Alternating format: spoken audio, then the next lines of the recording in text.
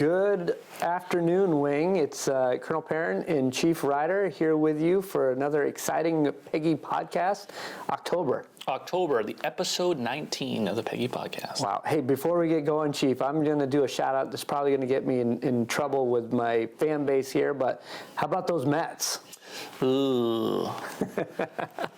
Oh, October baseball. It's a fun time of the year. So, Well, as a Red Sox fan, I wouldn't know. All right. Well, hey, folks, Chief and I want to make sure that even going to a new construct for drill with the new 033s that we're going to try for this next year, that we still keep you informed of what's been going on within the wing. And so I wanted to start off by just looking back at last UTA for September and just say thanks for all the great attitudes. It was a wonderful drill. It was a pleasure to have our congressional delegation here, as well as Governor Sununu and our other senior leaders, as we celebrated the fact that we're going to send off over 180 of our airmen here very shortly. Absolutely, and I always say, one of the things we do best in this wing is execute the mission. Sometimes we get caught up in the day-to-day minutia and we get lost in the forest, but this wing does something really good. When we deploy, we go on the road, there's no doubt that we get the mission done, and it's great for airmen to be focused on that. So looking forward to saying goodbye to our folks and hearing all the great things they're going to do over there. Yeah, it was great to see as well some of our local media outlets pick up the story on our folks that will go out there and do the nation's business to deter and protect, and it was great to see that recognition, and I'm so proud of the wing, so proud of our airmen. I know that all of our airmen are ready to support this upcoming deployment and in the spring. Absolutely, and sir, you touched on it really quickly, our new 033 UTA schedule. So we're always looking for ways to make sure our members are satisfied with the unit, are continuously pushing, how do we take care of our folks? So one of the things we're trying for a temporary basis is what's called a 033 construct. Essentially, the first month of each quarter, we will not have a drill. So for this quarter in October, there is no UTA. And then we'll do a 3-day drill in November and a 3-day drill in December. However, what I will say is we still are very sensitive to college students and high school students and business owners. So we're still going to produce a 11-month drill schedule. So if you own a business and you can't be there on the Friday before the November, December UTA, we encourage you to please come in on the October UTA. You and I will be here, but none of our support forces will be open. So you won't have a chow hall, you won't have an ID card, but we want to stay as flexible as possible. So right now the 0 months are October, January, April, and July. So there's no UTAs there, and then we expect every unit to be here on every other drill there. So essentially we're going to an 8 drill schedule that is 3 days, but you continuously have the flexibility to make sure it meets your needs. If you ever run into issues, we need all the feedback we can get. Yeah, and I get asked all the time, Chief, why are we trying this out? And really, as we look to events that are coming up for the wing and ensuring that our readiness is always our top priority, as we get back into certain mission sets, we need more time with our airmen. So a 3-day drill construct will allow us to exercise in a more robust manner to help us with the high-end fight. Absolutely. And the other piece of feedback we've heard is we do too many ceremonies, right? So one of the things we're doing is we're caging all of those ceremonies to the Saturday of the UTA. Understand that we're going to have those stacked up on top of them. We're all not going to go to the same ones, and that's fine. We really want to focus on readiness, really want to focus on AFSC and core training, and therefore if there's 2 promotion ceremonies going on at the same time, so be it. We really want to get after that readiness. Great, Chief. Let's talk a little bit about family events. I know that's important to you and I, and we had set up when we both got into the seats of trying to do a family event once a quarter. But with this new construct, I think we've realized that might be a little aggressive. Yes, sir. So under the new construct, if we did a family event every once a quarter, we would have a large family event every other drill. And it's just not, feasible if we're focusing on readiness. So what we're going to do is we're going to transition to 2 large family events a year. We're going to continue with our Winter Carnival, which to me is our marquee event we have every year, and love seeing the family and kids come out. That's the 8th of December, so please bring your family. And then we'll look to do one in the late spring, early summer time frame where we can capture folks about to go on that summer vacation. So really kind of a 2-year twice a year footprint where we can get more involvement from the families. So more to follow on the spring and summer event, but the next one coming up, 8th of December is our Winter Carnival. It's the best thing we do on the space. It certainly is, Chief. And I know with the air show next year, we'll have the pre-practice day, and we'll tie that into potential family event as well. Absolutely, and I wouldn't be doing my job if I didn't plug one more thing for the Winter Carnival. Our POCs, Master Sergeant Christy Carter, Tech Sergeant Colleen Cummings, and Tech Sergeant Devin Hayes, we're always looking for squadron involvement. We'd like every squadron to do a booth, so if you're interested in doing a booth, reach out to them or reach out to me, and we'll get you in contact to set that up. Great. I know post-drill, for the remainder of September, it was very busy for the wing. We hosted a group of individuals from the National Guard Bureau that came up really to discuss full-time force structure releveling. And so they were here for 2 days.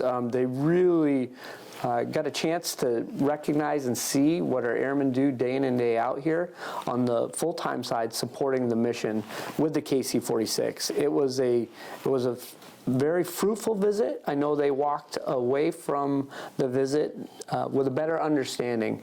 And we'll see where that goes with the National Guard Bureau. We have a study that's going to happen later this fall into the early spring, where they're going to look at our current manpower and see areas that need adjustments as we continue to support, fix, and fly the KC-46. Yes, sir. It's our job to advocate for the right people, the right resources, and for NGB to send up a large group with 2 1-stars.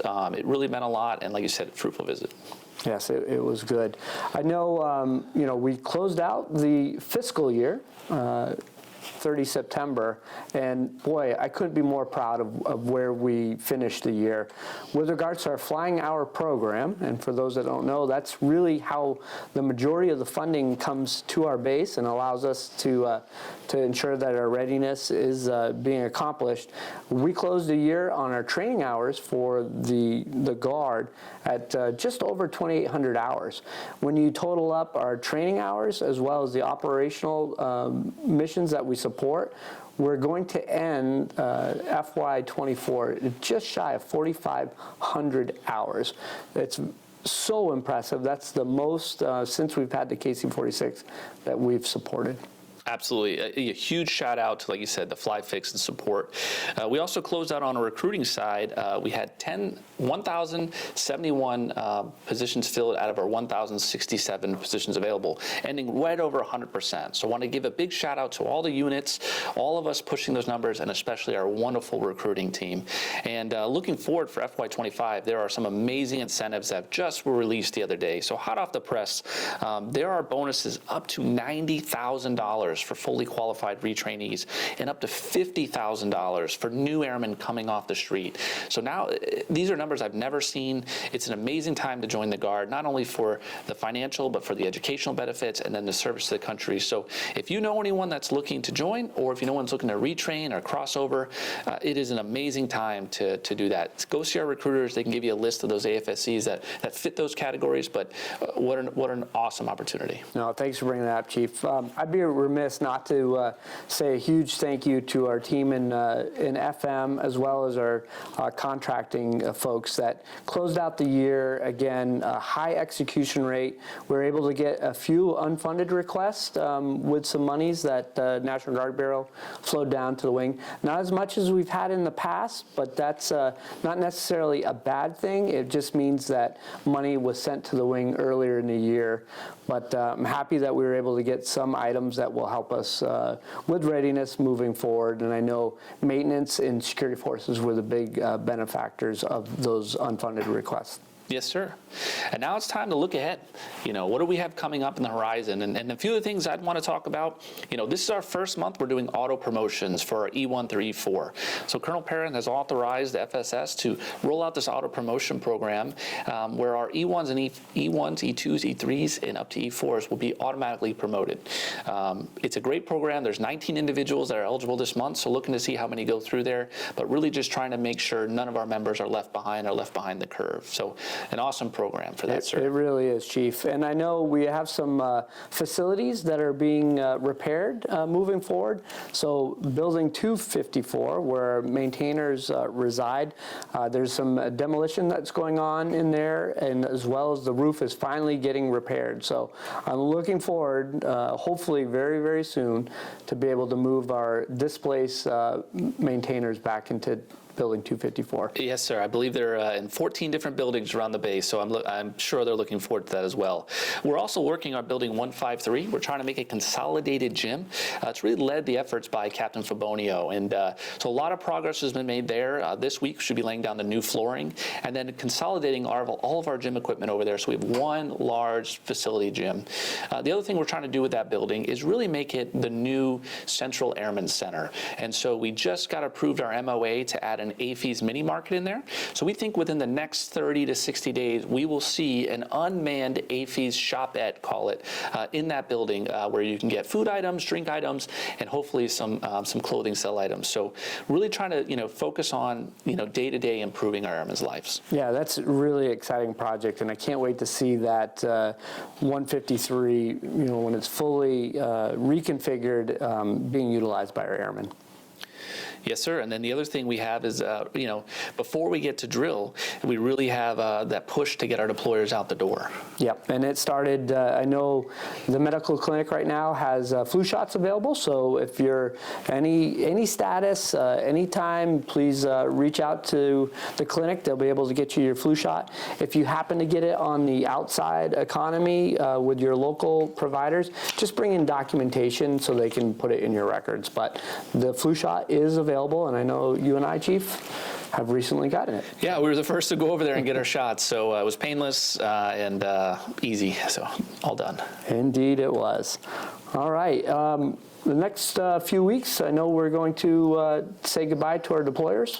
Yes, sir. So we're going to say goodbye. Obviously, we can't tell you exactly we're saying goodbye for OPSEC reasons, but we will say goodbye to a group of our airmen as they go out and, like you said, do the nation's business. We do want to give a big shout out to our partners at the New Hampshire MAF. They are going to come in and support our members with a farewell meal for their flight. So they're going to buy us some Chick-fil-A that we're going to send our folks on the flight as they go overseas.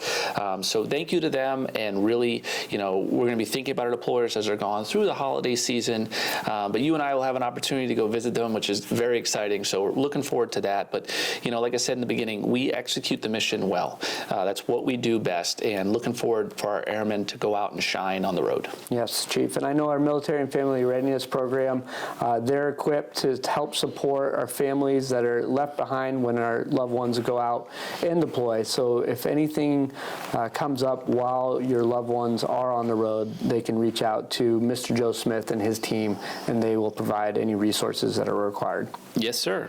And then that'll take us to the UTA. So we have a lot of events leading up to that. Some great events for our spouses coming up, led by our 64th partners. The first being the Spouses Night, which is actually this Sunday, the 13th of October. They're going to do a paint and sip in our Missions Inn, starting at 2 o'clock in the afternoon. And then the following week, they're going to do what's called a Booze and Brews, which is a Halloween fun night for all members on base. Same thing at Missions Inn. And then the week after, we have our annual Trunk or Treat event. This year, we're teaming up with the town of Newington, so we're hosting it over there. So please bring your little ones out and enjoy that event. And then we look to drill. So this will be our first 3-day drill. So you're looking at the 1st, 2nd, 3rd of November. It's an action-packed drill, which they all will be now, so we consolidate them. So we have block training going on first, which is the number one priority, because readiness is our number one priority. So this will really be an MSG and wing staff and medical focus on their task as we look to the RCP 6 cycle. We also will host our professional enhancement seminar, which is replacing the NCO and senior NCO PE. So a little different format this year. And we'll also host on Saturday our annual Peas relay race. So a lot of great events, and then you add in AFSC training, you add in all those other onesie twosies. It's going to be a fun-filled, action-packed drill. Yep, and I know there's a joint event that will be happening on Saturday of the UTA from 12 to, I believe, 1500 up at the ECTC. We're going to provide transportation for any of our airmen that are looking to attend that event. Yes, sir, there is. It's a women empowerment event. The information went out from our headquarters. Some great speakers there, 4 or 5 doctors coming in to talk about different things that we can just make sure we're providing support and ensuring our airmen are put in success. Yeah, and trying to overcome some of those barriers to serving. So yes, sir. Really looking forward. It should be a wonderful afternoon. Absolutely. The one thing I'll say, sir, last words, and I'll give it to you, is I really want our airmen to stay focused. There are a lot of changes going on, not only only in the wing, but in the Air Force. A lot of talk about A-staff, a lot of talk about future deployment concepts, whether it might be a deployable combat wing or an air task force. Here's my message to you, Airmen. You focus on your individual readiness. Focus on what you can control, your AFSC training, your CBTs, your shooting, your PT, your CBURN. If you focus on that, let us focus on everything else. Don't worry about what we call it when you deploy. We just need you ready professionally. We need you ready medically. We need you ready physically, that if we need to call you to action, you're there. We'll handle what it's called to send you out the door. No, I couldn't have said it any better, Chief. Thanks for that reminder. I know that, yes, with change, sometimes there's a little bit of anxiety, but we will get through this together. And, you know, I have no doubts that what the future holds, the 157th will always rise to the occasion. Absolutely. All right. I think there's some important events happening over November Drill 2, some celebrations. Yeah, the last celebrations we'll talk about, we're very proud and happy to announce that Lieutenant Colonel Callahan, the Operations Group Commander, is now Colonel Callahan and will be promoting over the November UTA. And Senior Master Sergeant Benjamin Baskin is now Chief Master Sergeant Benjamin Baskin and will be promoting of the UTA. So that'll be a great way to celebrate the UTA and an awesome way to end the podcast. Great. Well, thanks, Chief. Live free or die. Go Mets.